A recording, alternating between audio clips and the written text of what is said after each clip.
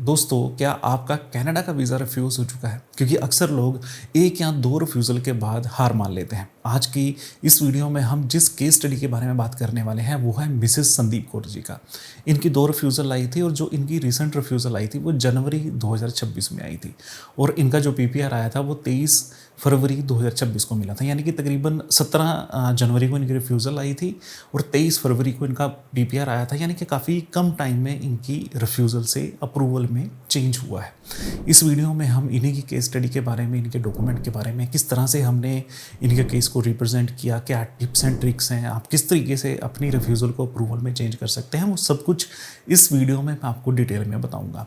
मैं हूं धर्मवीर सिंह देओल और आप सबका इस यूट्यूब चैनल पर बहुत बहुत स्वागत करता हूं। अगर दोस्तों आप इस चैनल पे, इस वीडियो पे पहली बार आए हैं तो प्लीज़ इस चैनल को सब्सक्राइब करें, वीडियो को लाइक करें, वीडियो को शेयर करें और ख़ास तौर पे ये वीडियो उन लोगों के साथ शेयर करें जिनकी रिफ्यूज़ल आई है, क्योंकि ये वीडियो उनके लिए एक उम्मीद साबित हो सकती है। दोस्तों, अगर आप मुझसे बात करना चाहते हैं, हमारे थ्रू अपना प्रोसेस करवाना चाहते हैं, स्क्रीन पे नंबर विजिबल है, आप कॉन्टैक्ट कर सकते हैं। चलिए दोस्तों, वीडियो की शुरुआत करते हैं। अब दोस्तों हम बात कर लेते हैं इनकी प्रोफाइल की। मिसेस संदीप कौर जी की जो प्रोफाइल है वो देखने में काफ़ी सिंपल थी, लेकिन इसमें स्टेबिलिटी का एक एलिमेंट बहुत ही ज़्यादा स्ट्रॉन्ग था। ये वेस्ट बंगाल से बिलोंग करते हैं और 49 ईयर इनकी एज है और लगभग 14 सालों से स्कूल में एक परमानेंट साइंस टीचर के रूप में अपना काम कर रहे हैं। अगर इनकी मंथली सैलरी की बात की जाए तो लगभग 56,000 रुपये इनकी सैलरी है, वो हर महीने इनके अकाउंट में क्रेडिट होती है। अगर फाइनेंशियल स्टेटमेंट की बात करें तो इनका बैलेंस तकरीबन 9.5 लाख रुपए था जिस दिन हमने इनकी एप्लीकेशन को सबमिट किया था और किसी भी तरह का कोई भी सडन डिपॉजिट नहीं था। यानी कि जो इनकी स्टेटमेंट थी वो काफ़ी ज़्यादा मैनेज थी। इसके अलावा अगर हम इनकी नेटवर्थ की बात करें तो लगभग 1.25 करोड़ के आसपास इनकी जो नेटवर्थ थी। इतनी पुरानी जॉब होने के बावजूद, नेटवर्थ होने के बावजूद इनकी 2 रिफ्यूज़ल आ चुकी थी। अगर दोस्तों हम इनके पर्पज़ ऑफ विज़िट की बात करें तो इनका कनाडा आने का मकसद सिर्फ घूमने फिरना या टूरिज़म नहीं था, बल्कि हमने इसे एक फैमिली माइलस्टोन के रूप में पेश किया। इनका बेटा कनाडा में परमानेंट रेजिडेंट है और जो पर्पस था वो संदीप जी अपने पोते के बर्थडे को सेलिब्रेट करना चाहते थे। हमने जो इनकी विज़िट है वो सिर्फ 15 दिन की रखी, क्योंकि इस शॉर्ट ड्यूरेशन और एक स्पेसिफिक इवेंट को हम हाईलाइट करना चाहते थे और हमारा मकसद ये था कि वीज़ा ऑफिसर ये देखे कि जो इनकी विज़िट है वो टेम्परेरी है, इनका जो पर्पस है वो फैमिली रीयूनियन है। हालांकि हमने ये भी डिटेल में बताने की कोशिश की कि इनकी कोई भी वहाँ पे बसने की इंटेंशन नहीं है। दोस्तों, अगर हम इनकी रिफ्यूज़ल की बात करें तो जो इनकी पहली रिफ्यूज़ल है वो दिसंबर 2024 में आई थी। ये वीज़ा इन्होंने खुद अप्लाई किया था। उसके बाद में जो इनकी रिसेंट रिफ्यूज़ल है ये 17 जनवरी 2026 को आई थी। वीज़ा ऑफिसर ने जो जेनेरिक रीज़न है वो देकर फाइल को रिफ्यूज़ कर दिया, जिसमें 179B का जिक्र था, जिसमें ये भी लिखा था कि ऑफिसर सेटिस्फाई नहीं है कि एप्लीकेंट की जो विज़िट है उस विज़िट के बाद वो वापस आएंगे। साथ ही उनके जो पर्पज़ ऑफ जो विज़िट था उसको लेके यहाँ पे क्वेश्चन किया गया, फाइनेंशियल एसेट को क्वेश्चन किया गया। साथ ही वीज़ा ऑफिसर ने ये भी कहा कि जो इनके इंडिया में टाइस हैं वो इतने ज़्यादा स्ट्रॉन्ग नहीं हैं, यानी वापस जाने का जो रीज़न है वो क्लियर नहीं है। हमने जब अपनी इंटरनल वेरिफिकेशन की, वैलिडेशन की, तो बाद में हमें ये पता लगा कि इनके पास डॉक्यूमेंट सारे थे बट इन्हें एक्सप्लेन करना नहीं आया। इनकी फ़ाइल में काफ़ी अच्छे एविडेंस अवेलेबल थे, काफ़ी इनके पास एक सॉलिड प्रूफ था, बट ये उसे अच्छे तरीके से प्रेजेंट नहीं कर पाए। हमने इनकी एप्लीकेशन को लॉजिकल तरीके से पेश किया और वहीं पे इनका अप्रूवल आया। अब दोस्तों हम बात कर लेते हैं कि किस तरह से हमने इनके केस को रिप्रेजेंट किया। इस रिफ्यूज़ल को अप्रूवल में बदलने के लिए हमने काफ़ी डिटेल में काम किया। सबसे पहले तो हमने वीज़ा ऑफिसर का जो ऑब्जेक्शन था उसे पॉइंट टू पॉइंट काउंटर किया। हमने दिखाया कि जो 15 दिन का जो ट्रिप है, जो इनका खर्चा है, वो जो इनकी सेविंग है, जो इनकी सैलरी है, वो उसके मुकाबले काफ़ी कम है और ये अपने बेटे के पास जाना चाहते हैं। तो फाइनेंशियल एसेट की जो प्रॉब्लम थी, जो रिफ्यूज़ल थी, वो हमने क्लियर करने की कोशिश की। हमने इनका डिटेल कवर लेटर ड्राफ्ट किया जिसमें इनकी कंप्लीट प्रोफाइल को बताया गया, इनके पर्पज़ ऑफ विज़िट को बताया गया, इनके टाइस डिक्लेरेशन लेटर हमने बनाए, पर्पज़ ऑफ विज़िट बनाए, हमने जस्टिफिकेशन लेटर तैयार की जिसमें हमने कंप्लीट ये पॉइंट समझाने की वीज़ा ऑफिसर को कोशिश की कि जो आपने इन्हें 2 रिफ्यूज़ल दी हैं और जो इनके पास डॉक्यूमेंट हैं, जो इनका पर्पस है वो काफ़ी स्ट्रॉन्ग हैं, इनके पास जाने की काफ़ी वैलिड वजह है, वापस आने के काफ़ी अच्छे टाइस हैं। तो हमने डिटेल में इनकी एप्लीकेशन को प्रेजेंट किया। इतनी मेहनत करने के बाद 23 फरवरी को संदीप जी का वीज़ा आ गया। काफ़ी कम दिनों में ये वीज़ा अप्रूव हुआ था।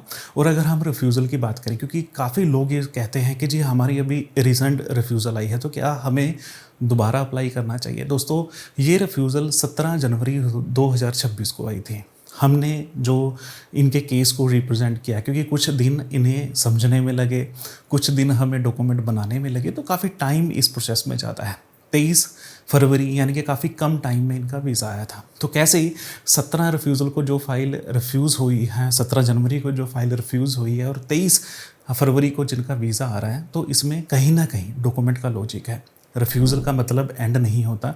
रिफ्यूज़ल का मतलब ये होता है कि आपके पास एक मौका है कि अपनी फ़ाइल को एक अच्छे तरीके से प्रेजेंट कर सकें। अगर आपकी रिफ्यूज़ल है तो आपको घबराना नहीं है, आपने सिर्फ डॉक्यूमेंट को कंप्लीट करना है, वहाँ पे आपके अप्रूवल के चांसेस हो सकते हैं। अब दोस्तों हम बात कर लेते हैं कुछ टिप्स एंड ट्रिक्स की। अगर आप पेरेंट्स हैं, आपका वीज़ा रिफ्यूज़ हो चुका है, दोबारा अपनी एप्लीकेशन को सबमिट करना चाहते हैं, तो ये टिप्स आपके काफ़ी काम आएंगे।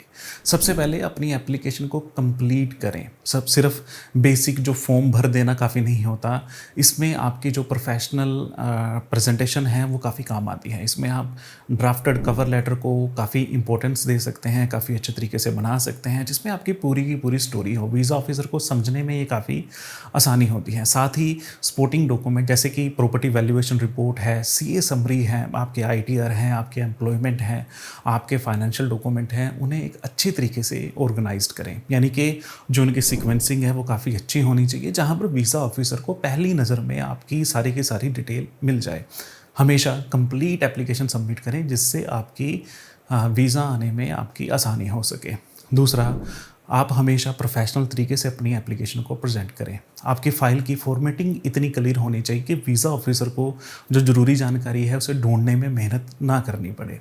एक अच्छी तरह फ़ाइल जो होती है, एक स्ट्रक्चर जो फ़ाइल होती है, वो आपकी ऑथेंटिसिटी और आपके सीरियसनेस को दिखाती है। हमेशा लॉजिक बेस आर्गूमेंट पे फोकस करें कि जहाँ पे वीज़ा ऑफिसर को भी आपकी डिटेलिंग पढ़ने में मज़ा आए, आपकी जो इन्फॉर्मेशन दी है, आपके कवर लेटर दी है, वहाँ पे एक इंटरेस्ट क्रिएट हो। ऐसा नहीं है कि आप इधर उधर की बातें कर रहे हैं जिसका आपके केस से, आपके डॉक्यूमेंट से लेना देना ही नहीं है। हमेशा वीज़ा ऑफिसर के साथ ईमानदार रहें। ऐसा मैं क्यों कह रहा हूँ, क्योंकि ज़्यादातर लोग ही रिफ्यूज़ल के बाद क्या करते हैं कि वो ऐसे डॉक्यूमेंट को इंट्रोड्यूस कर देते हैं जो पहले एप्लीकेशन में थे ही नहीं। दोस्तों, आपको वीज़ा ऑफिसर को ये बताना होगा कि जी मेरी ये प्रोफाइल है, मेरा ये पर्पस है, मेरे पास ये डॉक्यूमेंट हैं, मेरे ये टाइस हैं और यही हैं। यानी ऐसा कुछ नहीं है कि मैं कोई फेक डॉक्यूमेंट यहाँ पे लगा रहा हूँ, या मैंने कुछ ऐसा डॉक्यूमेंट प्रेजेंट किया है, प्रिपेयर किया है, जो इस वक्त मेरी एप्लीकेशन को इन्फ्लुएंस कर सकता है। मतलब वीज़ा ऑफिसर ऐसे डॉक्यूमेंट को काफ़ी बारीकी और काफ़ी एक डाउटफुल नज़रिए से देखते हैं। अगर आपकी एप्लीकेशन कंप्लीट है, आपकी रिफ्यूज़ल आ गई है, तो आप जस्टिफिकेशन में अपना पॉइंट, अपना पर्सपेक्टिव दे सकते हैं, बट फेक डॉक्यूमेंट ना लगाएं, क्योंकि फेक डॉक्यूमेंट लगाने की वजह से आपके पास आपका जो बैन आ सकता है, और ये बैन 5 साल तक होता है। तो इसका मतलब है कि आपने हर दरवाज़ा बंद नहीं करना, क्योंकि रिफ्यूज़ल के बाद तो आपके पास काफ़ी ऑप्शन होते हैं। दोबारा अपनी एप्लीकेशन को सबमिट कर सकते हैं, रिकन्सिडरेशन कर सकते हैं, बट बैन होने के बाद आपके पास कोई रास्ता नहीं बचता। उम्मीद करता हूँ कि आपको ये वीडियो अच्छी लगी होगी, इन्फॉर्मेटिव लगी होगी, और आपके जो भी डाउट्स थे वो इस वीडियो ने कवर किए होंगे। अगर अभी भी आपका कोई क्वेश्चन है, कोई डाउट है, स्क्रीन पे नंबर विजिबल है, आप मुझे कॉन्टैक्ट कर सकते हैं। वीडियो को शेयर जरूर करें, इस चैनल को जरूर सब्सक्राइब करें, क्योंकि यहीं पे आपको एक कंप्लीट इन्फॉर्मेशन मिलती है। चलिए दोस्तों, आज की इस वीडियो में इतना ही, मिलते हैं अगली वीडियो में।